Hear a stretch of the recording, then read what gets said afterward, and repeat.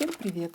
В сегодняшнем видео я хочу показать один из способов моей подготовки к акварельной работе. Акварель – одна из самых сложных техник, потому что она не терпит исправления, и поэтому работу, прежде чем ее начинать делать, надо хорошо продумать. Самое важное в любом рисунке – это тон. И перед началом работы необходимо разобраться, где у вас области света, где области тени. Соответственно, потом вам будет проще уже добавлять необходимый цвет в эти области, руководствуясь полученной схемой. И также этот метод помогает продумать композицию. Я уже сделала предварительный рисунок карандашом, чтобы не тратить на это время. И давайте посмотрим на фото, где у нас свет. Вот я вижу свет в районе хвоста и поясницы. Также свет идет на спине, на правом плече. Обратите внимание, что хребет у козы немного выпирает, и, соответственно, справа от него будет теневая зона. Также мне очень нравятся вот эти две палочки справа, торчащие из земли. Они тоже находятся в зоне света и позволяют сделать композицию интересней.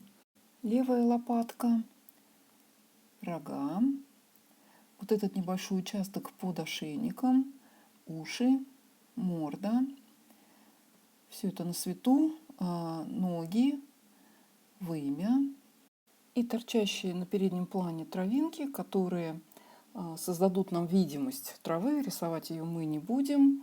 Про палочки я уже говорила. Также можно добавить небольшие блики сзади козы, чтобы отделить ее от фона.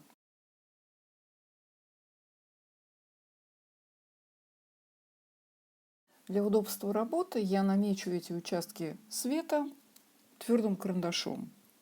Все длинные скучные места я покажу ускоренными в 8 раз. Если вы хотите посмотреть их более подробно, просто измените скорость в настройках.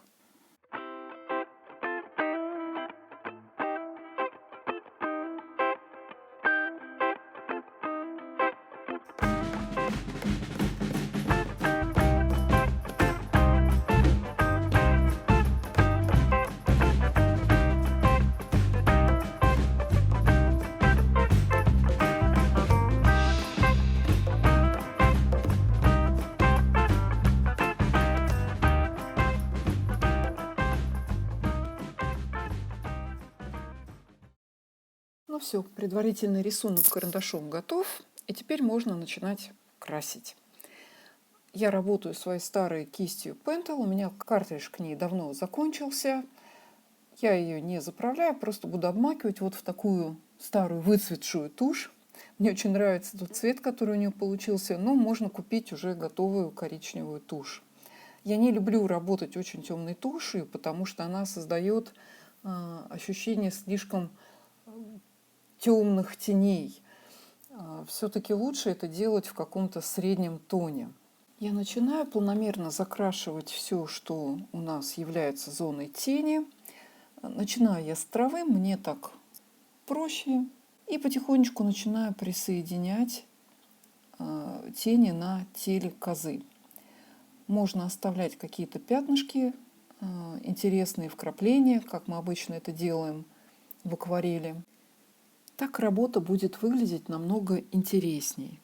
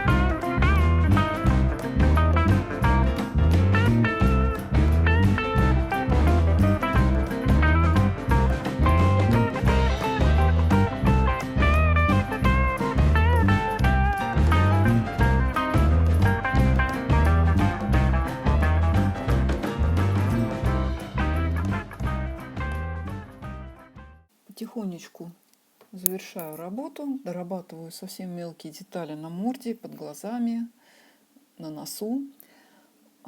И вижу, что я немножко не так нарисовала пятно на лопатках. Его надо сделать больше, пятно света. Ничего страшного, просто возьмите любую белую краску. У меня это белая акварель, можно взять белую гуашь, темперу, все, что вам хочется, и просто добавьте это пятно.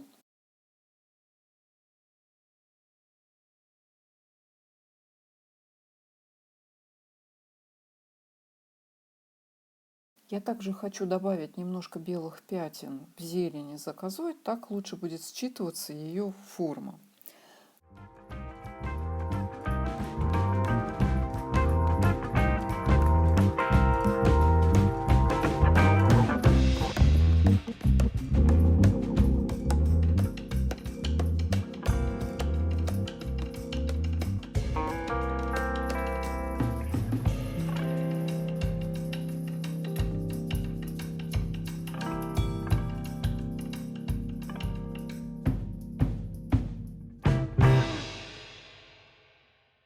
Как видите, мы не нарисовали никаких подробностей, мы рисовали только свет и тень, но мозгу этого достаточно, чтобы опознать объект, правильно считать его форму, и при этом композиция выглядит очень и очень интересно.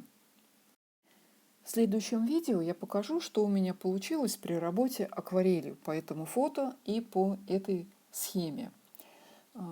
Подписывайтесь на мой канал, чтобы не пропустить следующую часть моей работы. Ставьте лайки, оставляйте комментарии. До новых встреч!